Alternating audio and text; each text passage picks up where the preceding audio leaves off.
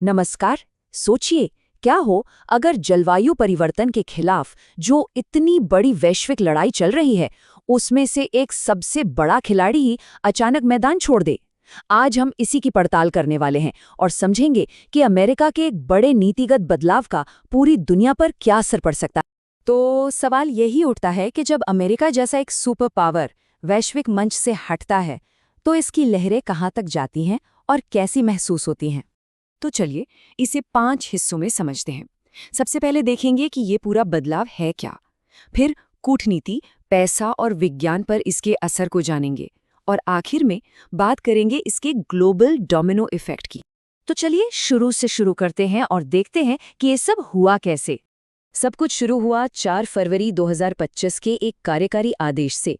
इसमें कहा गया कि अमेरिकी सरकार उन सभी अंतर्राष्ट्रीय संधियों की समीक्षा करे जो उसके हितों के, और यहाँ ध्यान देने वाली बात है, विपरीत हैं।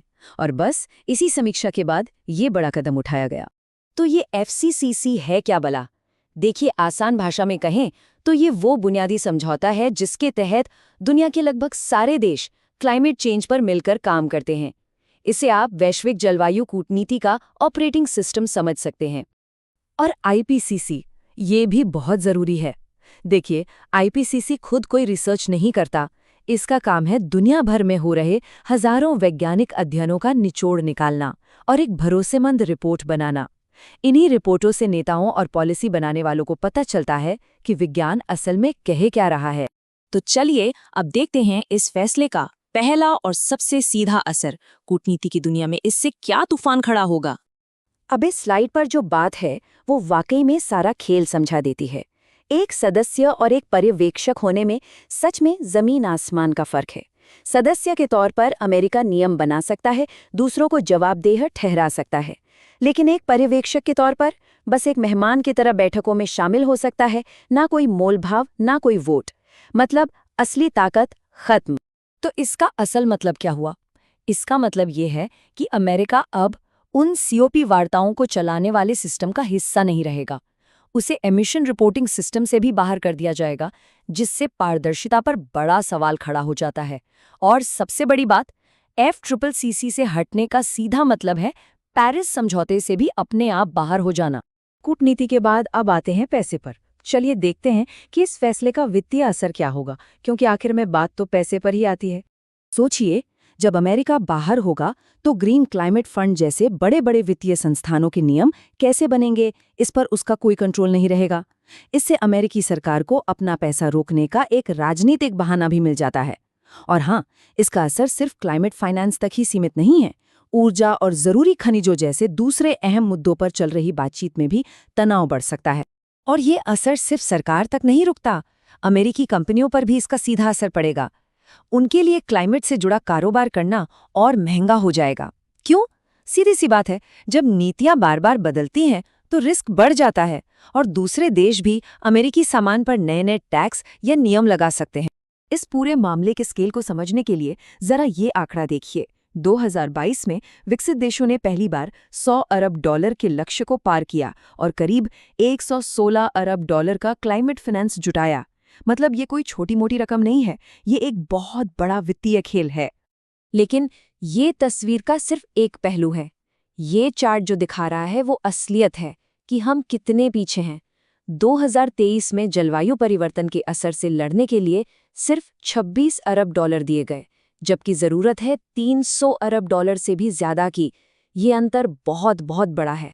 कूटनीति और वित्त के बाद अब उस बुनियाद पर आते हैं जिस पर यह सब कुछ टिका है, यानी विज्ञान। जैसा हमने पहले भी बात की, ये आईपीसीसी की रिपोर्टें ही हैं जो वो वैज्ञानिक आधार बनती हैं जिन पर पूरी दुनिया भरोसा करती है।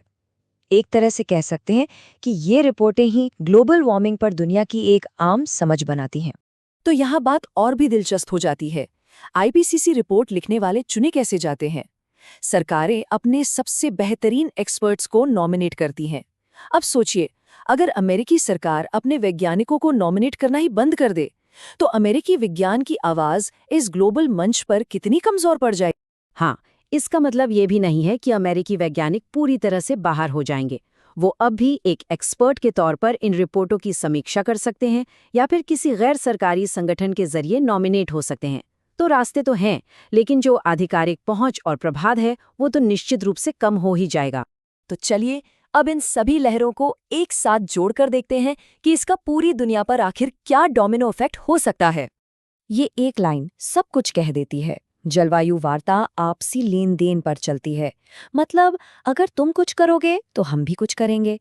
ये पूरा सिस्टम भरोसे पर आधारित है। तो जब अमेरिका जैसा एक अमीर देश जो ऐतिहासिक रूप से सबसे ज्यादा प्रदूषण के लिए जिम्मेदार रहा है, पीछे हटता है, तो ये दूसरों के लिए भी नियमों से हटने का एक बहाना बन जाता है। विकासशील देश और ज्यादा नाराज हो सकते हैं, और जो देश पहले से ही आनाकानी कर रहे थे, उन्हें तो अपनी कार्रवाई में देरी करने का एक मजबूत कारण मिल जाएगा। और ये सब हो रहा है एक बहुत ही नाजुक समय पर।